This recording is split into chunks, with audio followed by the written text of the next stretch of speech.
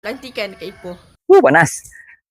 Alright guys, so pengumuman untuk semua, warung lepak santai akan dipindahkan daripada Kampar ke Ipoh Perak.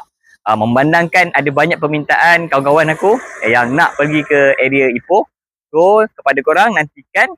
Dan untuk pengumuman kedua pula, pada hari Khamis ini, kepada kawan-kawan kita yang nak hadir untuk kali terakhirnya di warung lepak santai, boleh hadir daripada pukul 5.30 sehingga pukul 12 malam lah. So itu adalah hari terakhir. So next kita akan buka dekat Ipoh. Sebab apa itu terjadi? Selain daripada permintaan rakan-rakan kita untuk buka dekat Ipoh, salah satu sebab utama adalah ruang lah. So kita memerlukan ruang yang lebih untuk tampung customer kita lah. Sebab ada yang hampir beratur nak masuk ke meja. Sebab meja kita tak banyak waktu tu. So tu ada 5 ke 6 meja besar dan kecil.